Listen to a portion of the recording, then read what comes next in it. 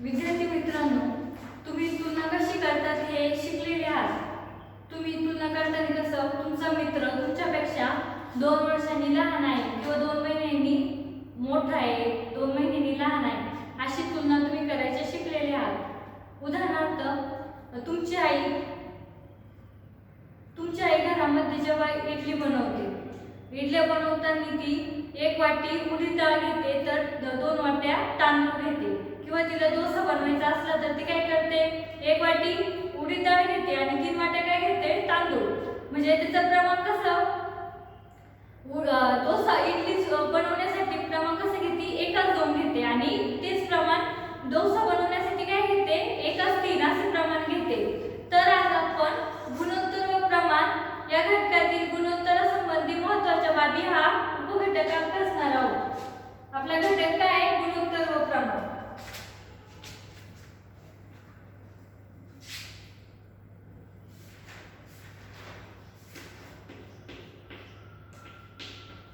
गुणोत्तर व प्रमाण यातील आपल्याला गुणोत्तरासंबंधी महत्त्वाच्या बाबी अभ्यासायच्या आहेत. उपघटक गुणोत्तरासंबंधी महत्त्वाच्या बाबी.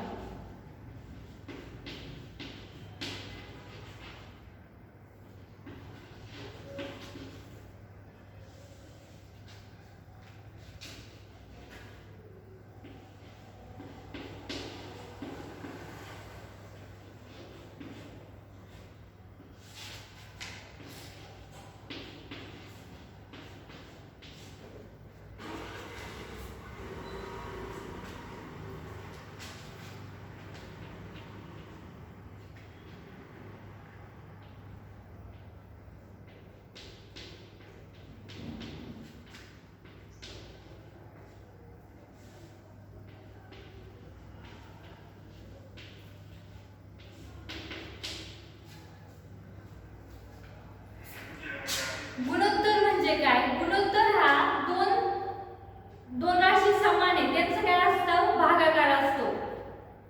गुणोत्तर कसं लिहितो आपण, प्रमाण कसं आहे, 1:2.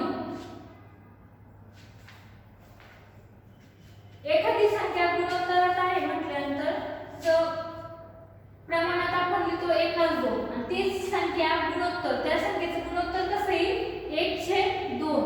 अशा प्रकारे गुणोत्तर लिहिले जाते. आपल्याला आधी गुणोत्तराचे नियम अभ्यासायचे. गुणोत्तराचे नियम सांगते मी तुम्हाला.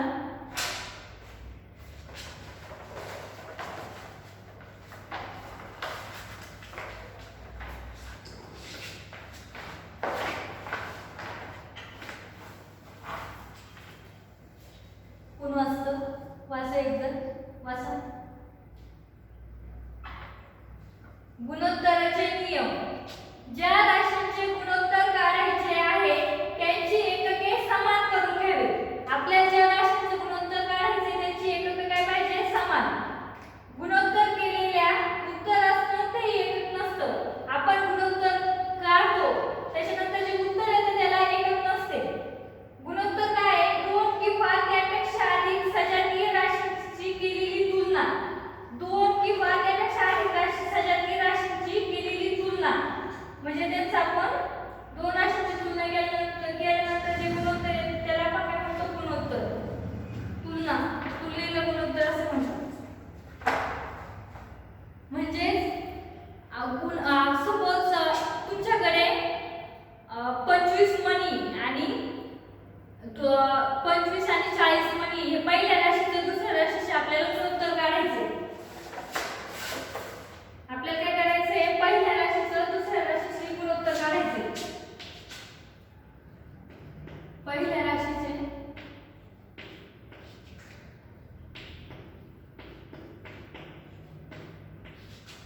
दुसऱ्या राशीचे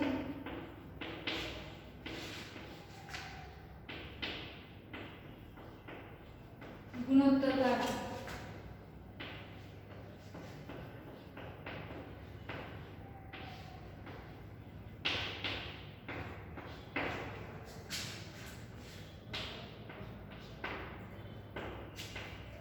25 मण्यांचं 40 मण्यांशी आपल्याला गुणोत्तर काढायचं. 25 मणी 40 मणी कसं लिहायचं गुणोत्तर? पहिल्या राशीचे दुसऱ्या राशीचे असलेले गुणोत्तर काय येईल? पहिल्या राशीचे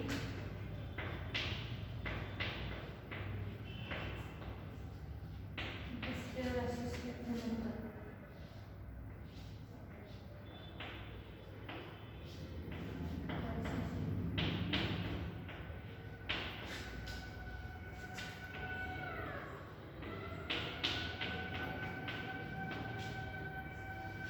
गुणोत्तर हा काय असतो? भागाकार असतो दोन राशींचा. बरोबर 25/40. कोणती अशी संख्या आहे तिला 25 ला म्हणजे कोणत्या संख्येने 25 ला पण भाग जातो ना 40 ला पण जातो. 5 5 25 5 8 40. गुणोत्तर काय आलं? 5 8. समजले?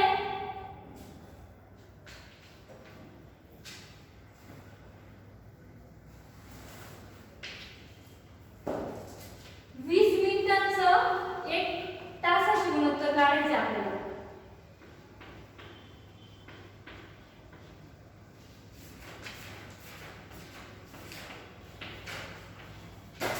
इथं बघा, इथं आपले नियम बघितले. नियम काय बघितले आपण? दोन्ही राशीची एकके समान असावी. त्या राशीची एकके समान पाहिजे. इथे 20 मिनिटे इथे 1 तास आहे. चालेल का? मग आपल्याला हे 20 मिनिटे हे 1 तास दिलेले इथं. हे 1 तास मिनिटांमध्ये आपल्याला कन्वर्ट करावं लागतील. मग 1 तास बरोबर किती? 60 मिनिटे. 1 तास बरोबर 60 मिनिटे. राशीची दोन कोणतीही राशी असल्या तर त्यांची एकके समान पाहिजे. ते राशी पण समान पाहिजे. आपण दूध कशामध्ये मोजतो? लिटरमध्ये. आणि जर ती म्हणजे दुधाचं आणि साखरेचं घेतलं तर चालेल का? साखर आपण ग्रॅममध्ये किलोग्रॅममध्ये मोजतो आणि दूध लिटरमध्ये मोजतो. तर ते राशी समान आहेत का? त्या नाहीये. त्याचं गुणोत्तर काढता येईल का? नाही येणार. तर ते राशी समान असाव्या. यांचं गुणोत्तर काय येईल? गुणोत्तर बरोबर पहिल्या राशीचे दुसऱ्या राशीचे काढायचे. म्हणजे 20 मिनिटे आधी येतील. 20 मिनिटे आपण छेद 60.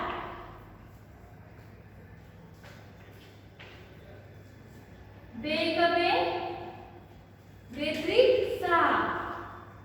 बेक बे बेत्रिक 6 एकास 3. गुणोत्तर काय आलं? एकास 3. समजले तुम्हाला हे? आपण दुसरं उदाहरण बघू आता.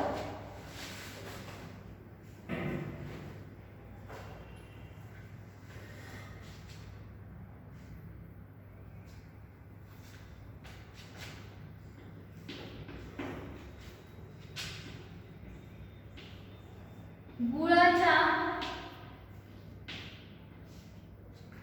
खड्याचे वजन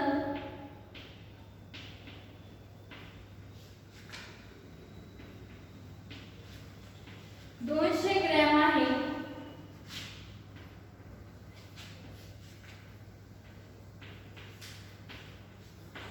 गुळाच्या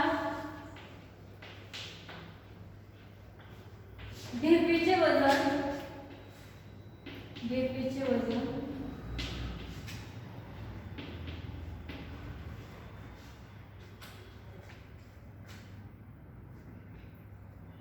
1 किलोग्रॅम आहे.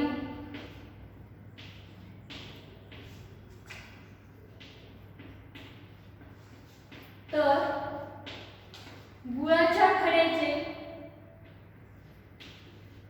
गुळाच्या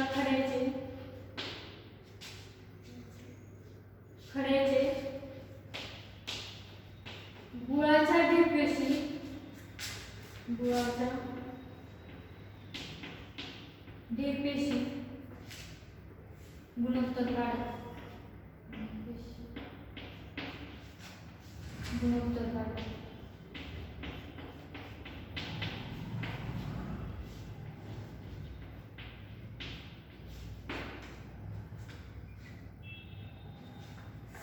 उत्तर आपल्याला काय दिले उदाहरणामध्ये गुळाच्या खड्याचं वजन किती आहे 200 ग्रॅम आहे गुळाच्या ढेपेचं किती आहे 1 किलोग्रॅम आहे दोन्ही राशी समान आहे पण त्यांची एकक समान आहे की इथे गुळाचा खडा 200 ग्रॅम वजनाचा आहे गुळाची ढेप किती आहे 1 किलोग्रॅम आहे का ते समान एकक समान नाही त्यांनी काय दिलं ते लिहून ठेवा आपण गुळाच्या खड्याचे वजन किती आहे उदाहरणार्थ काय आहे गुळाच्या खड्याचे वजन किती आहे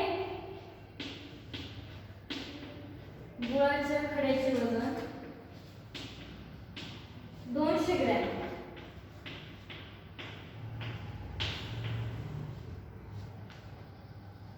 अपॉन गुळाच्या ढेपेचं वजन गुणोत्तर काय असतो दोन समान राशींचा भागाकार असतो गुळाच्या ढेपेचे वजन किती आहे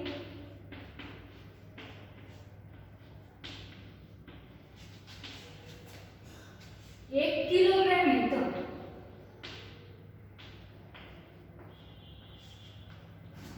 आता इथं एकक समान नाहीत आपल्याला काय करावं लागेल दोन्ही राशींची एकक समान करून घ्यावी लागतील प्रथम एकक समान करू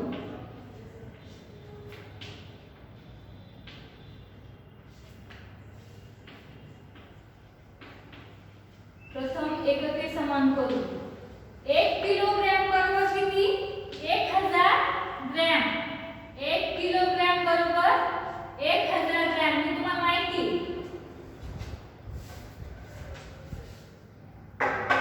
1 किलोग्रॅम बरोबर 1000 ग्रॅम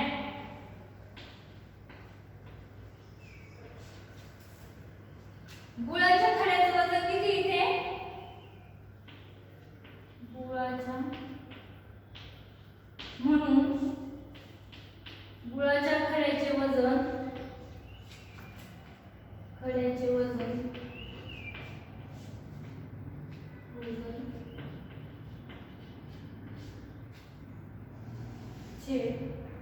गुळाच्या ढेपेच गुणोत्तर कसं काढायचंय गुळाच्या खड्याचे वजनाशी गुळाच्या ढेपेचं वजन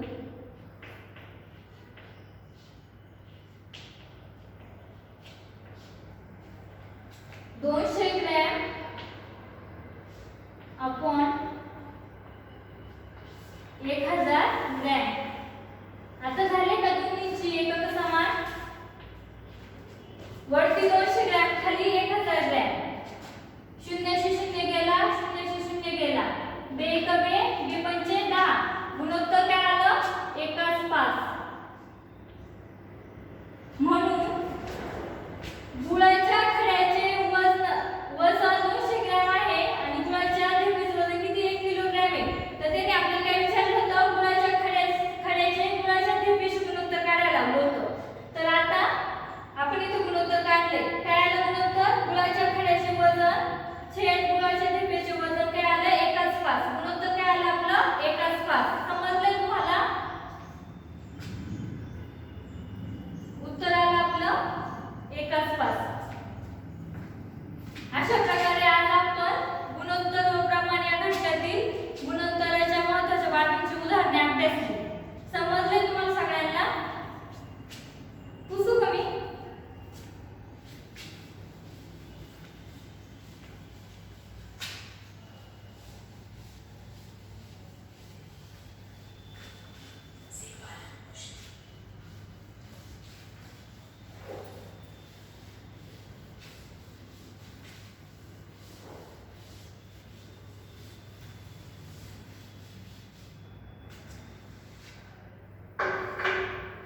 समजलंय तुम्हाला मी काही प्रश्न विचारते आता सगळ्यांना समजलंय ना गुणोत्तराचे महत्त्वाचे नियम कोण सांगतं मला गुणोत्तराचे महत्त्वाचे नियम सांगायचे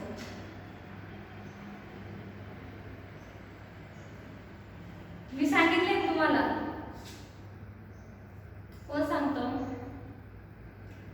गुणोत्तर काढताना त्या राशींची एकके समान असावी पहिल्यांदा त्या राशी समान असाव्या म्हणजे दोन्ही पण राशी किलोग्रॅम मध्ये असल्या लिटर आणि किलोग्रॅम चालेल का नाही चालणार तर त्या दोन्ही राशींची एकके समान असावी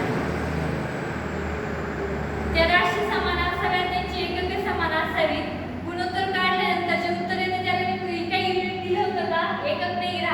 भागाकार असतो. गुणोत्तर हा काय असतो? भागाकार असतो, म्हणून त्याला कोणतेही एकक नसतं. समजले तुम्हाला गुणोत्तराचे नियम?